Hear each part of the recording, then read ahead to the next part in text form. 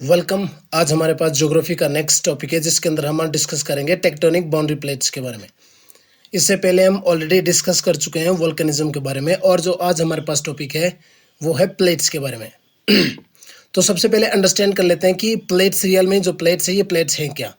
Massive irregular shape के जो slab होंगे सॉलिड रॉक्स, मतलब इस तरह से आपको पता होगा जिस तरह से हमारी अर्थ है, इसमें कोर है, उसके बाद मेंटल है। बट मेंटल एक सेमी सॉलिड और सेमी लिक्विड स्टेट है, बट इसके ऊपर जो स्लैब्स है जो कंटिन्यूसली विस्कस लावा के ऊपर मूव कर रही है, उसी प्लेट्स को जो मैसिव है, इरेगुलर है और सॉलिड रॉक की स्लैब है, जो कॉन्टिनेंटल ओशन, मतलब इस तरह से ये आपका कॉन्टिनेंट होगा और यहाँ से ओशन स्टार्ट हो गया इस तरह से। तो ये और जो ये है दोनों, मतलब ओशनिक और कॉन्टिनेंट प्लेट के ऊपर जो इरेगुलर शेप है उसको हम बोलेंगे प्लेट्स। ठीक है, मैं ये ऑलरेडी एक्सप्लेन कर चुका हूँ। जो लिथोस्फीयर के ऊपर आपके कंटिन्यूसली मूविंग इरेगुलर शेप है उसी को हम बोलेंगे आपके प्लेट्स। उसके बाद हमारे पास क्या होता है कि जो कॉन्टिनेंटल और हमारे पास ओशन क्रस्ट है, इसके ऊपर एक डिफरेंस आता है, जिसमें आपके जो ओशन क्रस्ट हो सकता है वो हो सकता है लगभग 5 to 100 किलोमीटर के बीच, और जो आपका कॉन्टिनेंट हो सकता है वो होगा आपका 200 किलोमीटर तक वो आपका हो सकता है। ठीक है, सबसे पहले जो इसका कंसेप्ट दिया था टेक्टोनिक प्लेट्स का, वो दिया था आपका 1967 के अंदर। ठीक है, और इसके पास जो हमारे पास सबसे बड़ी प्लेट है वो है ओशनिक प्लेट, जो लार्जेस्ट है ओशन के अंदर, और जो आपकी लैंड प्लेट है कॉन्टिनेंटल प्लेट वो है हमारी यूरेशियन। ठीक है, जो हमारी प्लेट है स्मॉलेस्ट प्लेट कॉन्टिनेंटल पे ये है, और लार्जेस्ट है ओशन की प्लेट है जो पैसिफिक है। ठीक है, उसके बाद हमारे पास मेजर और माइनर प्लेट्स आते हैं जिसमें हम डिस्कस करेंगे। मेनली जो मेजर उसकी प्लेट्स है वो हमारे पास 7 मेजर प्लेट्स है, उसके बारे में हम यहाँ पे देखेंगे। ठीक है, और जो मेजर ये 7 प्लेट्स है ये रहेंगी हमारी यंग फोल्ड माउंटेन्स रिज के अंदर, ओशनिक ट्रेंचेस के अंदर, और जो ट्रांसफॉर्म फॉल्ट वगैरह है वहाँ पे हमारे पास ये देखने को मिलेंगी। तो सबसे पहले हमारे पास है Antarctica plates. For example consider कर लेते हैं हम, ये है अर्थ। इस रीजन के अंदर जो प्लेट है फर्स्ट प्लेट वो है हमारे पास अंटार्कटिक प्लेट। ठीक है, फिर है नॉर्थ अमेरिकन प्लेट। यहाँ पे नॉर्थ अमेरिका और नॉर्थ और साउथ के बाद जो यहाँ पे कैरिबियन आइलैंड है, ये दूसरी प्लेट हमारे पास वहाँ है जो इस कोस्ट के अलोंग आपको मिलेगी। ठीक है, सेकंड।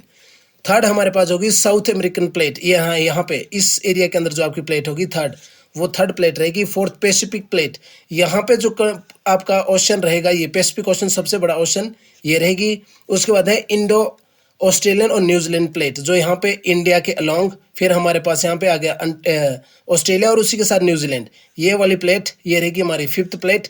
अफ्रीकन और ईस्टर्न अटलांटिक फ्लोर जो हमारा रहेगा ये रहेगी हमारे इसके साथ, यहाँ पे इसके अलोंग जो साउथ अफ्रीका वगैरह होगा 6, वो प्लेट यहाँ पे रहेगी। और Eurasia and adjust oceanic plate, और ये है हमारे यहाँ पे। ठीक है, यूरोप और एशिया के बीच में जो रहेगा वो रहेगी हमारी 7 मेजर प्लेट।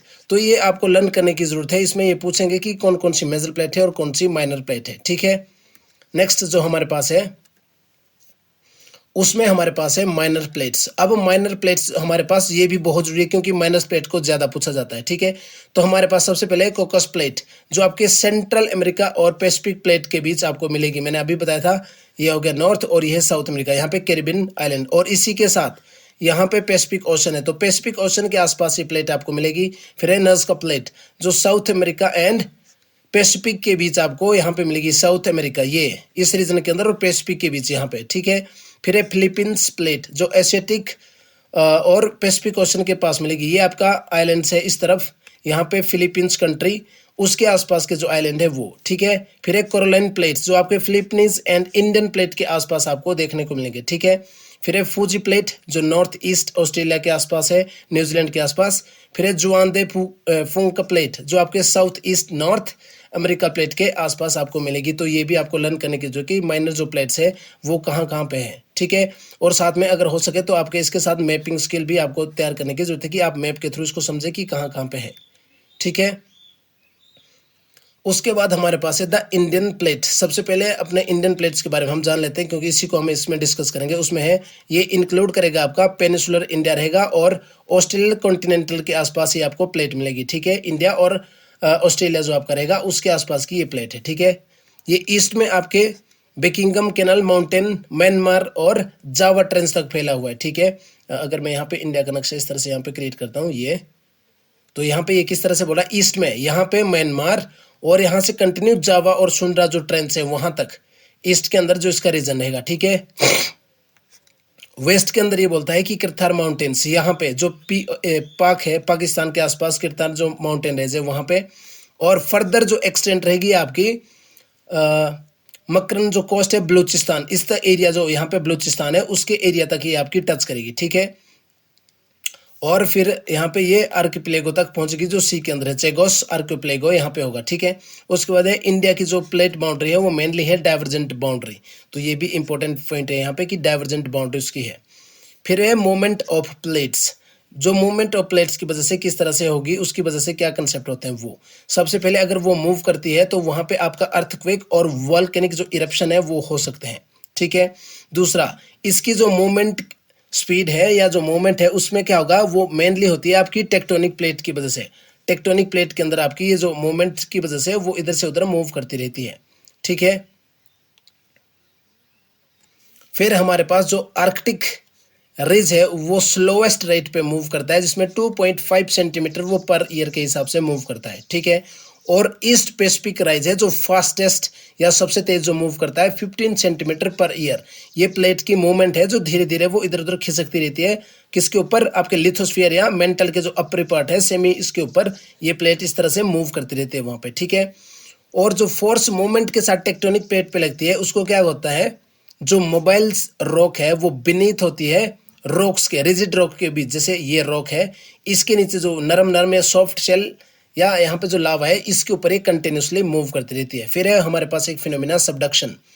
अब सबडक्शन क्या है, जब एक टेक्टोनिक प्लेट शिफ्ट करती है दूसरी प्लेट के ऊपर, या जो दूसरी प्लेट है वो उसके नीचे मूव करती है, जिस तरह से ये प्लेट है एक, और या तो इसके नीचे इस तरह से जा रही है या फिर ये इसके ऊपर मूव करिए, दोनों आप अंडरस्टैंड कर सकते हैं। तो इसकी वजह से जो यहाँ पे एरिया क्रिएट होता है उसको बोलते हैं सबडक्शन जोन, ठीक है।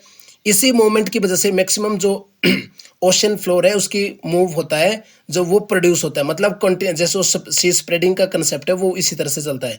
वहाँ पे जो मिनरल्स वगैरह होते हैं वो ट्रांसम्यूटेशन करते हैं, किस तरह से, वो यहाँ से मैग्मा ऊपर को निकलेगा, इसमें जो आपका सबडक्शन जोन होगा यहाँ पे ये कूल हो जाएगा बीनीथ द ओशन, और जब यहाँ पे होगा तो क्या होगा, ये कंटिन्यूसली लैंड की फॉर्मेशन करता है, जिसकी वजह से हम बोलते हैं सी स्प्रेडिंग की, वो कंटिन्यूसली स्प्रेड कर रही है लैंड उसके नीचे, ठीक है।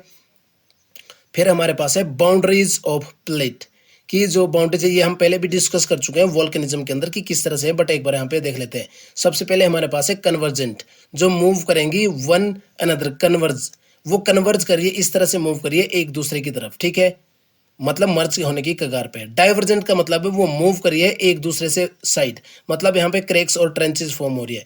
ट्रांसफॉर्म इस तरह से होगी, एक मूव करेगी इस साइड और दूसरी मूव करेगी इस तरह, मतलब एक दूसरे से सटा के वो मूव कर रही है, तो इसको बोलेंगे हम ट्रांसफॉर्म, ठीक है।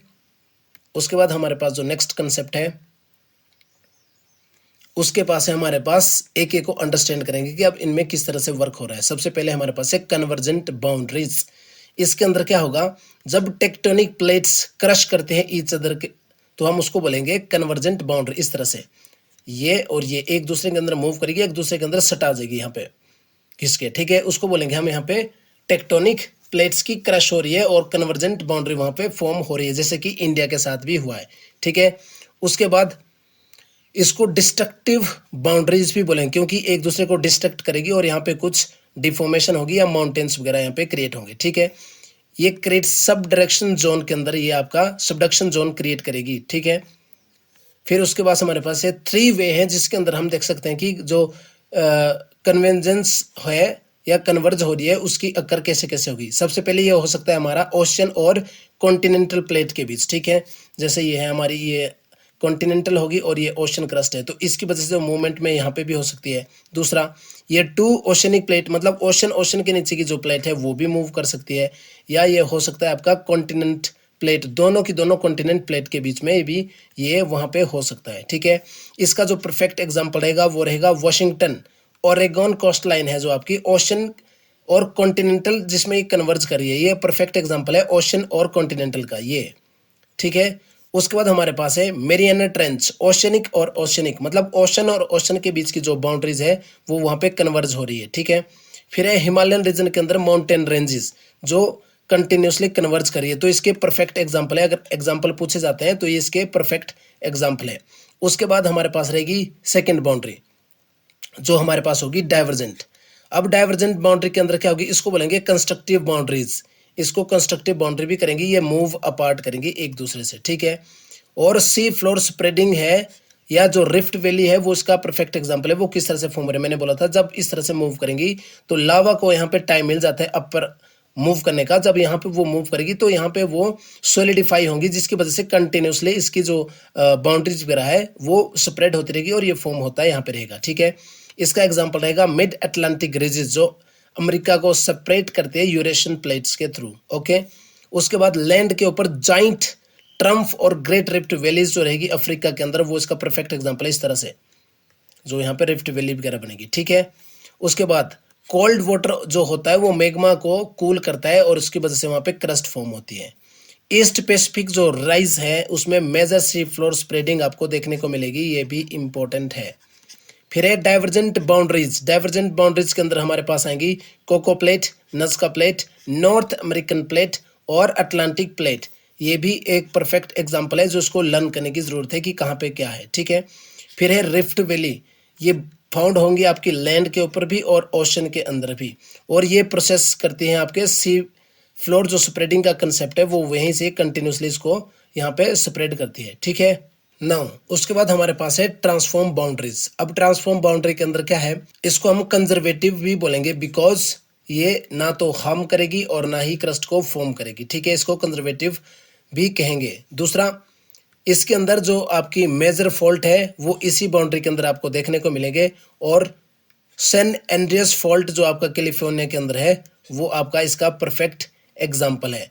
अब इसमें कंजर्वेटिव बाउंड्री क्यों बोलेंगे इसको, क्योंकि ये दूसरों को एक दूसरे से इस तरह से सटा के आसपास निकलेगी, तो ना तो यहाँ पे किसी तरह का लैंड फॉर्म होगा और ना ही ये यहाँ पे डिग्रेड होगा, इसलिए इसको क्या बोलेंगे, कंजर्वेटिव लैंड बाउंड्रीज भी इसको कहेंगे, ठीक है। उसके बाद हमारे पास नेक्स्ट है हॉटस्पॉट्स। अब हॉटस्पॉट्स क्या है, जहाँ पे मोस्ट वोल्केनिक एक्टिविटीज होती है और वो कंस्ट्रक्टिव हो सकती है along adjacent to the plate boundaries. जो प्लेट बाउंड्री के साथ एडजेसेंट मतलब साथ में होगी, बट वो एक इम्पोर्टेंट कंसेप्शन हो जाएगा जिसके अंदर डिफरेंट एक्टिविटी आपकी अकर करेंगी, उसको बोलते हैं हम हॉटस्पॉट। एक बार दोबारा समझ लीजिए, जो मोस्ट वोल्केनिक एक्टिविटी जिस रीजन के अंदर रहेगी, जो कंस्ट्रक्टिव रहेंगी आपकी प्लेट बाउंड्री के साथ साथ, वहां पे एक इंपॉर्टेंट एक्सेप्शन हो जाता है जहां पे इस तरह की एक्टिविटी होती है, उसी एक्टिविटी को हम बोलेंगे हॉटस्पॉट, कि वो हॉटस्पॉट्स है।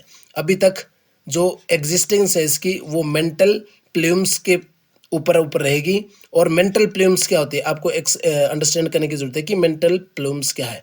ये एक इस तरह का एरिया है मेंटल के ऊपर जहां पे हॉटर रहेगा वो सराउंडिंग के एरिया के। फॉर एग्जांपल ये आपका मेंटल है, यहाँ पे जो हॉटस्पॉट है वो कैसा रहेगा, जो सराउंडिंग एरिया है उससे ज्यादा हॉट रहेगा, ये मतलब हॉटेस्ट पार्ट रहेगा जो उसका, उसको बोलते हैं मेंटल प्लूम्स, ठीक है।